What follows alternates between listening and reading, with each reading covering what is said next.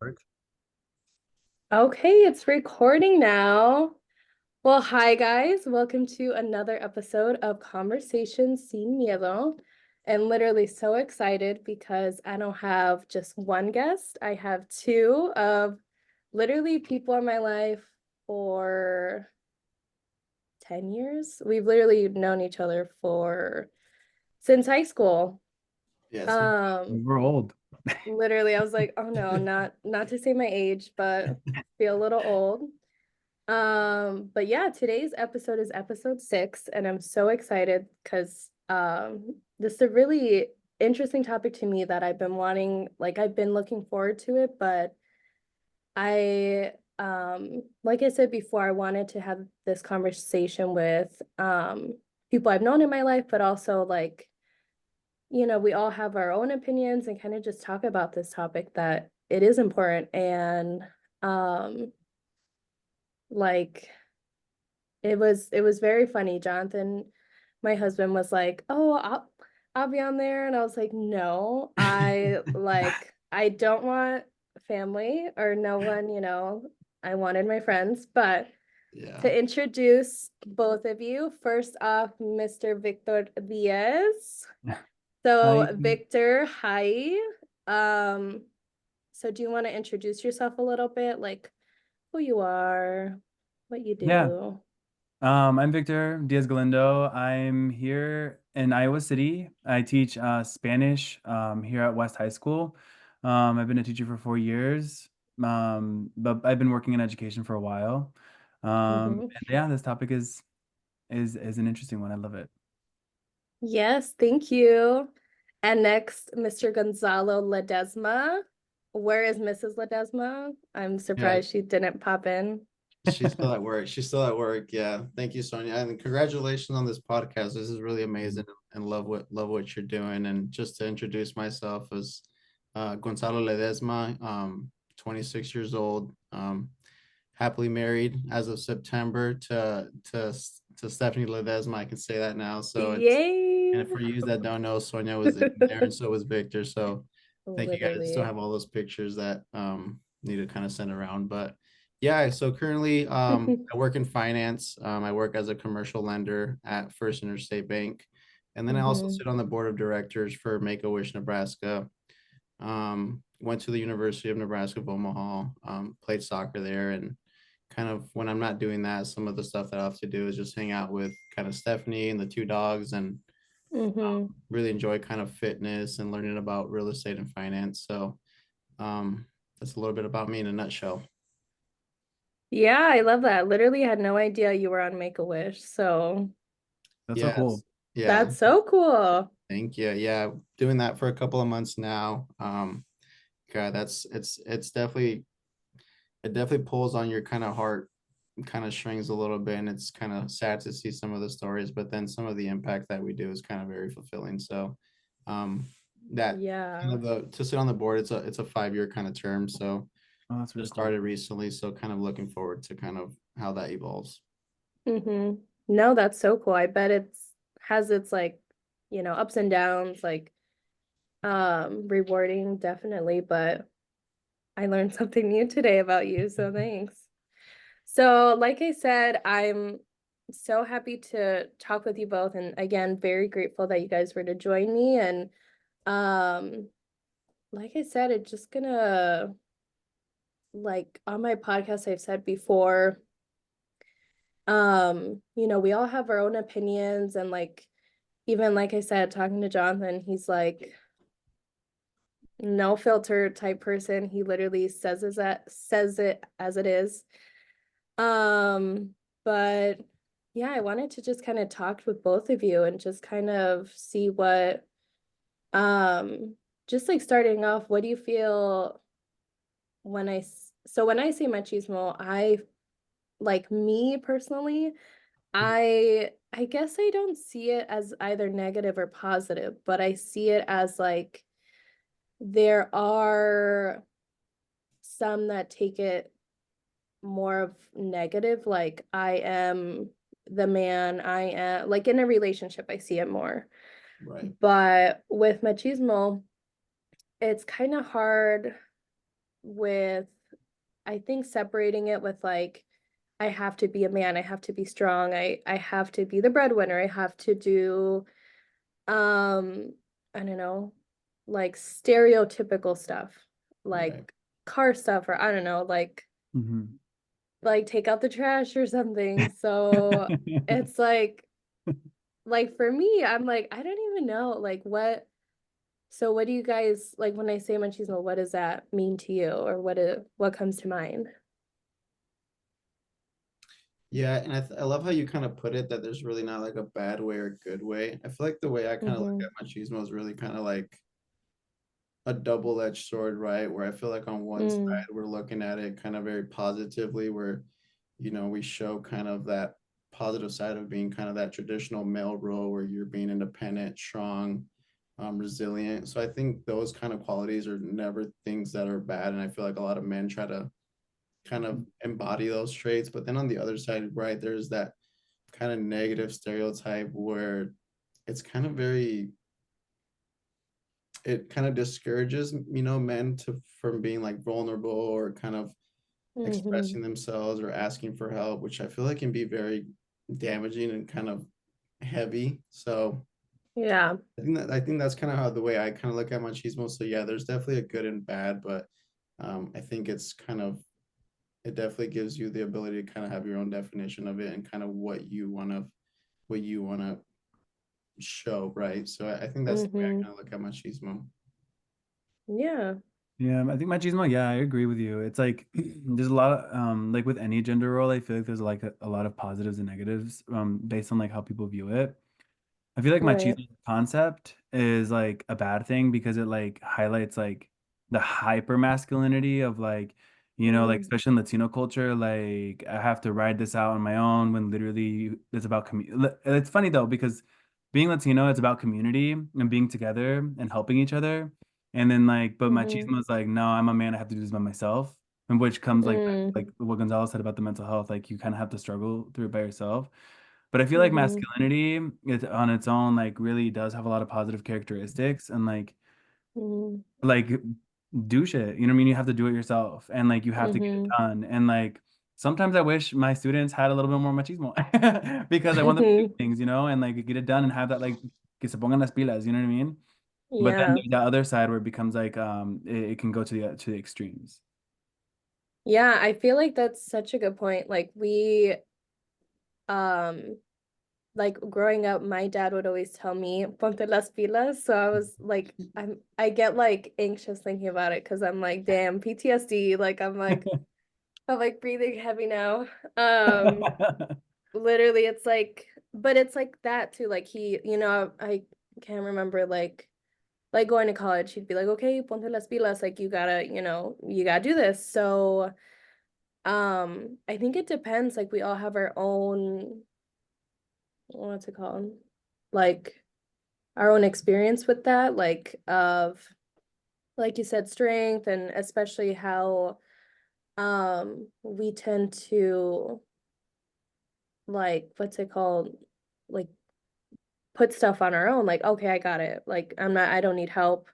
I won't ask for help. So it's kind of hard too, because Um, like as a woman, I'm like, okay, I gotta be an independent woman. I can't ask for help. But then I feel like that's also for men too, of like, um, I shouldn't ask for help or I can't ask for help. It's like like you said, kind of like a double-edged sword of like, it's such a confusing thing of like, I have to be strong, but then yeah, it affects your mental health. And it's a huge thing too of something as little as like I don't know, cooking or something. Like I can't ask for help, I can't seem weak.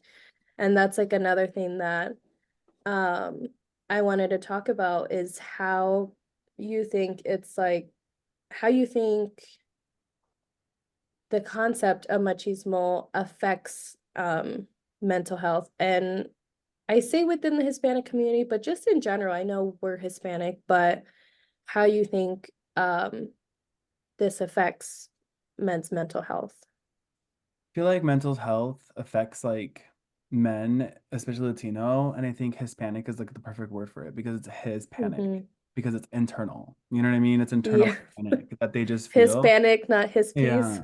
Just Yeah. It's kidding. never Hershey panic. You know what I mean? It's like, Yes. but I feel like no, but seriously, I feel like mental health, I feel like there's just that's such a big question. Because it depends on the Yeah. person, it depends on the level of like Mm-hmm.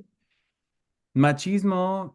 I feel like if we're just gonna frame it, I think within the scope of like mental health, Mm-hmm. machismo is basically independent self-diagnosis. You know what I mean? Like you have to like do your work by yourself. You're only with your friends. You can only trust certain people, and then like you kind of find Mm-hmm. yourself in a corner, and you're almost silencing yourself. And like I feel like men in general, and I don't know, Gonzalo, you can especially tell me more of this because I feel like as a queer person, I'm more of like I see different sides and different like types of men, right? Because the queer community is so diverse. But like when you get to like heteronormative men, it's like I could see them like dang, like my dog just died, and then like yeah, it's like kind of like a not a cold response, but it's almost a solidarity response that you'll get from your friend, like, oh dang, that sucks, dude. And then like you kind of like, but it's like you're there with him, you know what I mean? There's like it's almost like I feel like mental health with men is an implied thing, it's an implicit thing. It's not like Mm-hmm. explicit, you know what I mean? Like with the girly pops, we're out here hugging each other and then like really supporting. But Right. I don't know, would you say that's accurate? Like men kind of like are there for each other and as a presence, then like just outwardly like, you know what I mean? Yeah, I think, you know, like I think the way I kind of look at machismo a little bit, I just feel like it very kind of discourages kind of that emotional vulnerability.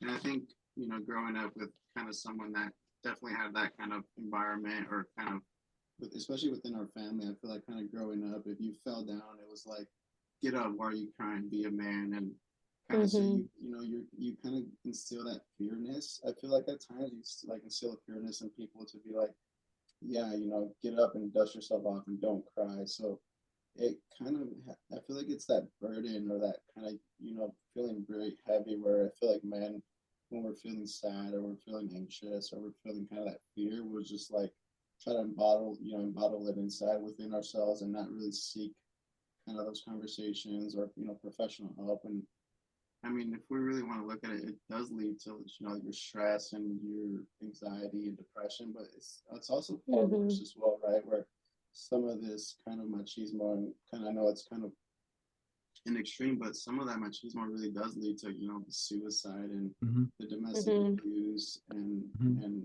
kind of having those like really tough anger issues because you're not able to express your emotions because, you know, I think Mm-hmm. kind of within that community you're raised, you know, if you show vulnerability or if you're sad or you cry, it's kind of a weakness. So you're like, well, I'm Mm-hmm. not gonna, you know, if I'm not able to have that ability to do it kind of growing up, well then you don't learn how to kind of express yourself. So then you can bottle it, and then I feel like that's kind of what leads to, you know, I feel like men's kind of, you know, I think it's a strain on their mental health, and unfortunately, I think it does lead to some of those kind of, you know, very negative effects. So I think we just kind of have to kind of get away from that kind of norm where we're teaching kids where, you know, don't cry, you know, Mm-hmm. be a man. And so yeah, that's the way I feel Right. like it's kind of really affected kind of the Hispanic community and just men in general. Yeah, I like Yeah, what yeah. you said. That's true. Yeah, definitely with so going back to what you said, Victor, how do you feel like it's more of, well, for heterosexual men it's more like, or it's less emotional. It's less like Well, not less um emotional, but like less outwardly like, you know what I mean? Because like everyone's like kind of almost like I feel like what Gonzalo to Gonzalo's point about anger, mm-hmm, I feel like anger is a mm-hmm, defensive emotion, right? And I feel like it's sometimes yeah. only the emotion we're allowed to show as men, right? Whether we're hurt, it's like Mm-hmm, anger. mm-hmm, And I did like a lesson and I'll never do it again. Like my first year mm-hmm. teaching with students and they were bawling like afterwards because it was like Oh yeah. I did an emotions wheel Mm-hmm, and just cuts too deep because people don't realize when you allow people to see that they have a shield up, they have to realize mm-hmm, that what's behind the shield almost, you know what I mean? And so it's kind of like scary mm, to look at. And I feel like for men it's scary. So like we like mm-hmm, freak out. And so with when we're with each other as like guys helping guys, I feel like it's like dang bro, that sucks. But just saying dang bro, that sucks doesn't mean it's emotionless. It's like I'm here in solidarity, but Mm, I don't know what to do after this because I've been only taught one way. You know what I mean? But you can only be mm, there in solidarity with your friend, like solidarity physically, you know, like mm, so like let's go get a drink or let's go watch the game. mhm, Not me cosplaying right now, but I'm just like saying like but I'm just saying like I feel like those are like it's just not taught. But I think it's gonna turn around mhm. this generation. Right, yeah. I totally get what you mean. Like it's like Gonzalo said, we were taught at a young age, like suppress this, don't cry in front of people, don't be sad, don't show this emotion. So now we're like, okay, I don't know what to do with this, or I don't know how to deal Mhm. with it, or how to process it, or how to, like, if, like you said, if my friend something bad happened, they feel sad, like, okay, what do I do? Like, yeah, I'm supporting you, but it's like I don't even know how to oh, what's the word? Yeah, kind of like process it and Mhm. um yeah, like go through that emotion really. Um so are there any like personal experiences that, or like examples where machismo influenced your emotional expression or mental well-being? Yeah, I mean, I think, yeah, just to kind of, I Gonzalo, mean, can you scooch up a little because I can't yeah, hear can you? you hear me? Yes, thank you. Yeah, I mean, I don't know. I think not like to a specific thing, but I definitely had kind of a I feel like a hard father to growing up a little bit where it was kind of very tough and definitely not like how you lovey-dovey, show you emotion, Mm-hmm. I love you and stuff like that. So I definitely think it had kind of a toll on kind of how I kind of went about having my professional kind of relationship and personal relationships as well. So I feel like it always kind of had that where it kind of pulled me back a little bit, where I wasn't really able to kind of fully express kind of how I felt at times, or how I Mm-hmm. really kind of wanted to show those emotions. So I think it definitely had a toll on that. Mm-hmm. Where kind of growing up, it wasn't showing your friends or family or loved ones that you really did love them, and just even saying it right. Mm-hmm. Like we have I like my younger nieces and nephews, and I can't imagine them like leaving and being like, "Oh, not saying like, oh, I love you," right? Mm. So I think it has that toll, but I think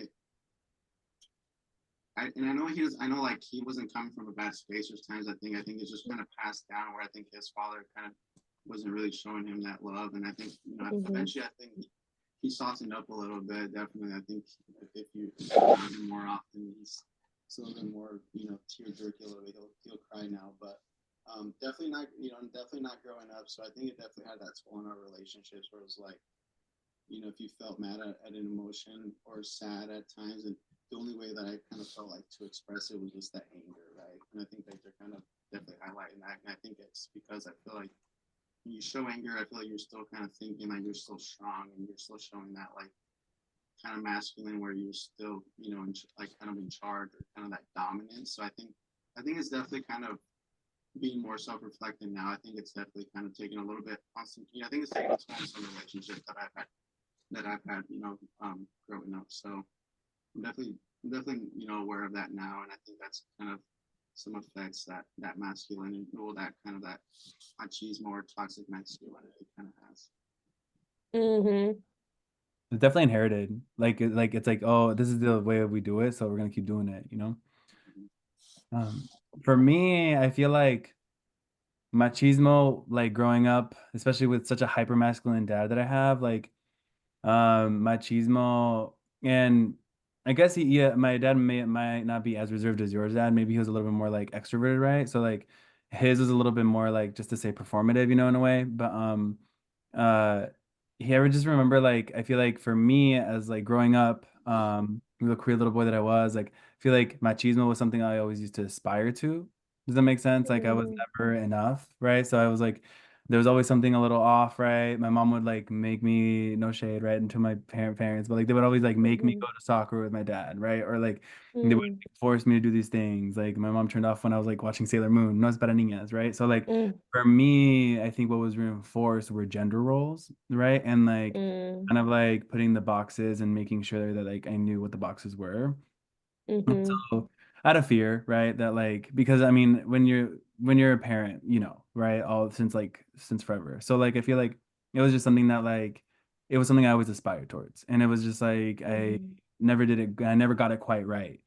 Mhm. Except for like the emotional side where it was like anger or like expressing my emotions. It was only through the lens that I would see my dad express it through.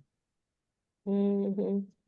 Yeah, you bring up a great point of like how much like I mean, it kind of ties in with generational trauma and like how, well, my mom did this, so I have to do this, it just is passed down and it's like, um, there's no right or wrong way to do it or to, those are your kids, you raise your kids, how you want. But like you said, it's kind of like, we have to evolve and we have to like, if something's not working, if this is um not working out, then yeah, maybe we should reflect and kind of think about like, okay, what like you said something, Gonzalo, like I have family members that they don't even say I love you to their like my uncle, he doesn't say I love you to my cousins, and um they would be like, well,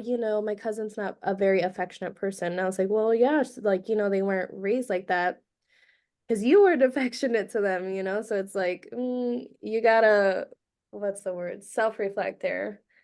Um, but yeah, I think that's a great point too of like also, Victor, that we tend to go into those gender roles and like it's again, it's hard because like I said before, even in my relationship, like um I mean I cook because I want to cook. Like I like to cook and Jonathan doesn't really know how because I mean I saw this thing that's like men were taught to be taken care of and women were taught to take care of.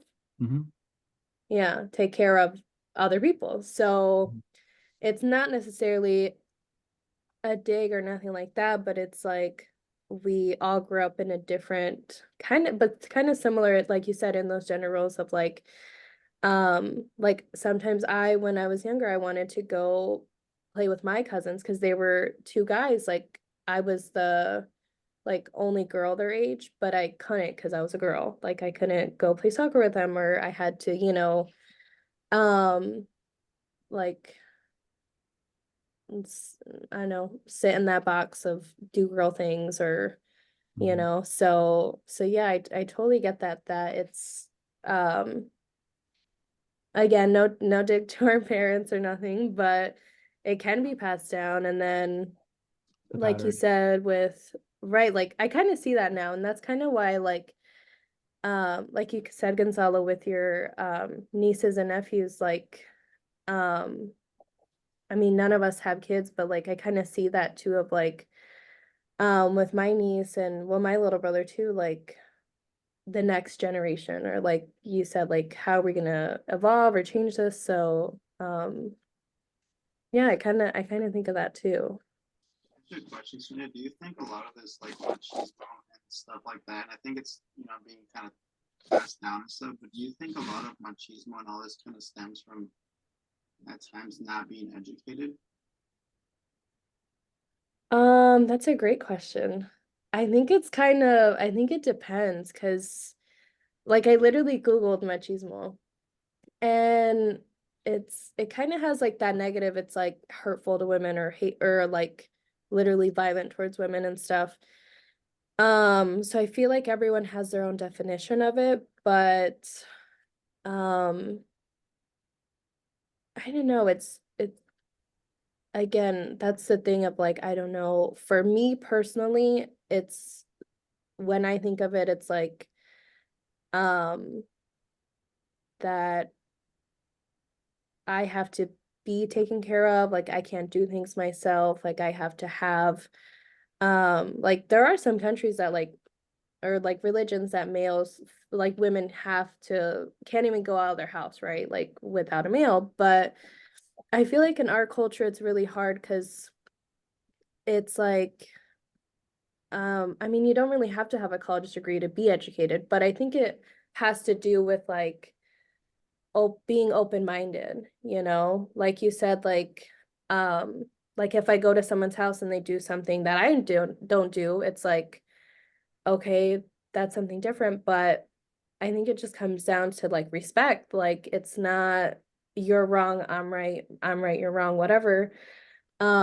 I think it has to do with, like I said, kind of evolving, but also being open-minded and um like not necessarily um being stuck in your old ways, but like I always think about if the roles were reversed. Like would I want someone to try to change my mind and try to tell me that you should think of it this way? So I just kind of share the facts, and that's kind of what I do on my podcast, is kind of share like, okay, I'm gonna give you this info, you do what you want with it, and like if you're gonna be like stubborn and be like, no, I'm raised with this way, I'm gonna do it this way, okay, do you. But I think when you are educated of like, let me see the world, let me see how other people think, and that way of listening to others, I think that is important because of like, I don't know, I always go back to being evolved and like, you know, you got to grow your brain and um think differently, or I don't know, think outside the box sometimes. Yeah, I I definitely think that's a agree. really good question. Yeah.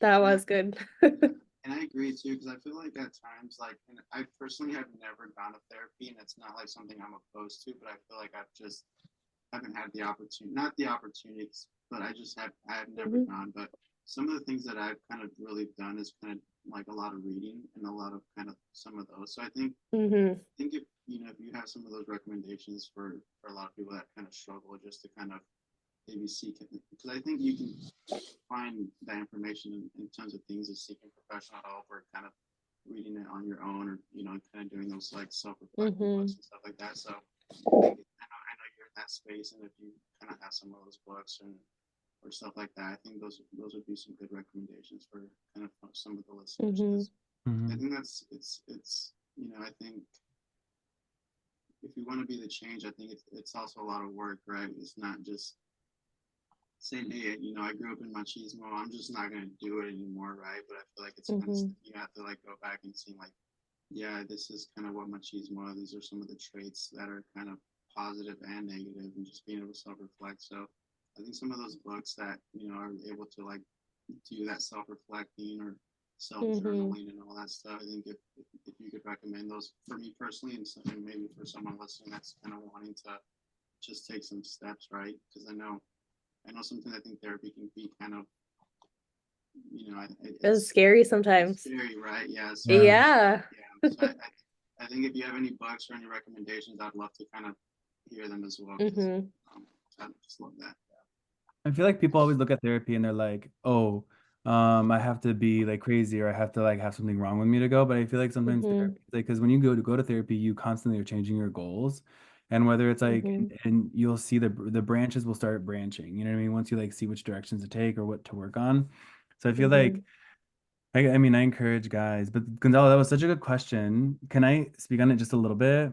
I feel like Yes. there's like, there's so many like I feel like machismo inherently like is like an extremist form of being macho, right? There's like that's why it's ismo because it's a thing. I feel like Mm. so it's like negative but like I feel like being macho is different. You know what I mean? Like I feel like that's where like but I think where like and the interesting thing with education is machismo has different like masks. And I feel like Mhm. machismo, like whether you're like a Godin, like a businessman in a suit and tie, you have your master's degree, you are gonna like manifest machismo and it's in a different way than like someone that lives in a rancho that rides horses that's like really ratatata, like like macho guy. Mhm. You know what I mean? I feel like those are the same, there's two sides of the same coin almost. You know what I mean? And I feel Mhm. like it's and I mean they'll still do the same like characteristics but in a different capacity.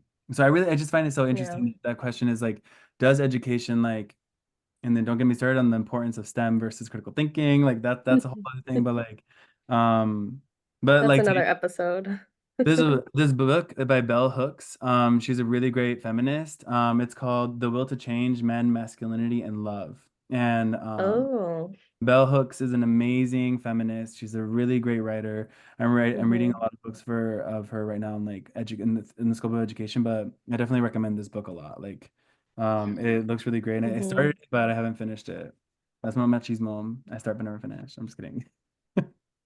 I think, and I That's bring a that trait. topic, I bring that topic up a little bit because I feel like at times, and especially like us being Hispanic, I know at times, we live in the United States, and we have family back in Mexico at times, and so I feel like sometimes our Spanish just kind of lacks a little bit, and sometimes you try to have conversations, and like in your head, you know what you want to say, but then when you kind of start speaking Spanish, like it doesn't come out, so then you get a little discouraged, and you're like kind of embarrassed, or you're like, oh, I'd rather just kind of be quiet. I don't really want to say something. So I think that's been, and I Mm-hmm. think Stephanie has very challenged me on times. It's like, yeah, what are you feeling like, right? What are these emotions you're feeling? I feel like Mm, if you can't like translate them into words, it's like, mm, how are we supposed to kind of get that kind of help, especially, with family members or loved ones or friends? It's like, we oh, have to be able to like, and not just be educated. I don't think, I know that word is, kind of what we're using, but like just kind of Mm-hmm. self-aware, kind of, yeah. so yeah, so I kind of bring that up because I was kind of like, now that I'm doing more of that self-reflecting and stuff, or having some of those like deeper kind of conversations, and Stephanie challenges me all the time, so I love her for doing that. But at times I'm like, I'm feeling this feeling, but I don't know how to like let you know how I'm feeling. And it's like, it's Mm-hmm. not your fault, so I don't want to put that on you, but so I need to work on myself to be able to express those emotions. And at times I think some of those like readings or going seeking like that help kind of helps you be able to like That's so really real. express those emotions, because at Mm-hmm. times, like you're feeling something, and sometimes even for yourself, you don't know what you're feeling, and just kind of be able to like read on that and being like, oh yeah, that kind of behavior Mm-hmm. kind of stems from X or Y, and that kind of gets that conversation going. So that's kind of why I bring that topic up. Mm-hmm. Sonia, you should make a machismo mental health toolkit. It's so Literally, I'm cool. like Googling. I'm like, dang, that was that was such a great topic. Thanks, Gonzalo, for sharing. Because I'm looking at like some books too, and I mean, I love to read, and like I always go back to Jonathan. But if I give him a book, he's not gonna read that. He's like, give me a 6 second Facebook video for me to watch or something. So I've never thought about that, but I think that is a great idea of like what okay, what can I do? Like, like books like that. I mean, there's like Audible and stuff, but I think I gotta plug in therapy. It is scary. Like even me, I'm literally a therapist, and I started going with my therapist 2 years ago now, but even like I know how therapy works. I know how to be like, in the chair as a therapist and as the client. So even for me, like like Victor said, there's a lot of goals, and it's really about you. Like I said, the main things about therapy, it's like no judgment, confidential.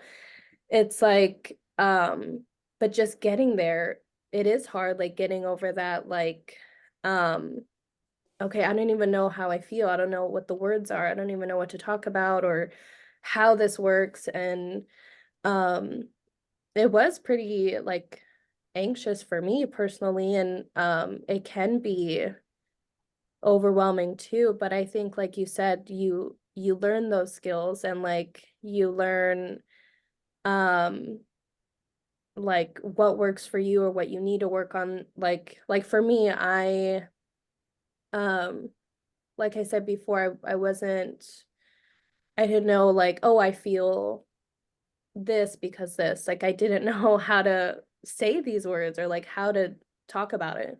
Hmm. Right. So yeah, it's definitely I think therapy does help, but again, it goes into like, okay, um I wanted a female therapist. I didn't want a male therapist. It's like little um things like that. Like I wanted to be in person, whatever. Um but kind of looking at your options, like you said, yeah, you can find books, like that one, Victor, I was looking at the reviews and stuff, and it does look, um, I don't know, it's really high rated, and I, um, I've definitely find, like there are some stuff on like TikTok, there's so much info out there, but I think just like figuring out what you need, maybe giving therapy a try, like I said, Mhm. plugging that in there. But um I think that's just a thing too though of like being open-minded of like, hey, I need to work on this. This isn't you, this isn't this is about me. And it's that like I said, kind of self-growth and evolving. I think that's the important thing. Mhm. I agree. Yeah. So we're almost close to the end. I was loving this conversation, but I wanted to ask, what advice would you give to someone who's stuck in that mindset of I can't show weakness? And for me, I think to like to be able to answer your question of not being able to show weakness, I think to Mhm. me it's honestly kind of being able to redefine what strength is, right? Because to me, I think Mhm. it's not, kind of, oh, I'm showing weakness because I'm, being emotional or vulnerable. I think it's that new kind of definition of kind of what strength is, right? So I think it's kind of that balance that I think Sonia you were talking about a little bit earlier, where you're able to be strong, but at the same time you're gentle. You can be like you can be Mhm. independent, but you're open to kind of that support or that help that you might need. So I think it's just kind of redefining what strength is, because I definitely don't think, because if anyone, like for myself, like if I'm not able to kind of seek help or show some emotions, I don't think that's a strength, right? I don't think that's a positive Mhm. for me. So I think for anyone that's kind of having that challenge, or like saying, hey, I don't know how to kind of show my emotions, or I don't know how to seek help, I think it's redefining what that strength is and saying, you know what, you are stronger than most people, because you can self-reflect and you kind of can take some self-accountability, saying, Mhm. yeah, I have these problems, but how do I fix them? So like I said, I think it's just kind of redefining that kind of definition of strength and not really focusing on kind of that weakness. Mhm. Yeah. Yeah, I think that redefinition is important because like if you break a bone, where that bone broke and it heals, that becomes the strongest part of the bone. You know what I mean? And I feel like Mhm. that's like really important because like you're not strong if you're not showing weaknesses. And I always tell my students that they're gonna fail in my class. Like I'm setting them up for failure because that's how they grow and learn. Because if you don't fail, you're not learning. Mhm. So like if you're not weak, then you're not strong. They have to coexist. You know what I mean? And if they don't, then where are you getting the strength from? You know what I mean? And Mhm. it's Yeah. false. It's false at this point. So like it's just a mask. So take the mask off, Diva. Go to therapy. Read a book. Yes. Seek help, But have yeah. some confidence in Yeah. you. You know. No, I love that. I remember my college professor said that to us. Like we all literally failed this like final exam. She was like, "Good, I wanted you all to fail. Like this was a Yeah. learning lesson." And so absolutely, I think that's a huge thing too of like what strength means, and that doesn't fall into any category but of um like yeah, showing weakness, even crying is a natural pain reliever. So just things like that of just giving yourself permission to um like not feel strong all the time, letting yourself, just being empathetic with yourself as well and with others. And yeah, I think that's you both brought up really good points, and I think that we all should really take that into consideration of like how much like we have to reflect, okay, what does this mean to me, what does strength mean, and definitely with failing and learning and evolving, like I said, and growing. um so again, I appreciate you guys so much for joining me. Thank I you. Thank you. Thank I feel like this, you. I feel like this helped me more than you. No, Good. it was good. I haven't visited Yeah. this topic in a Yeah. while, and you gave me a lot of good ideas for even my hmm students.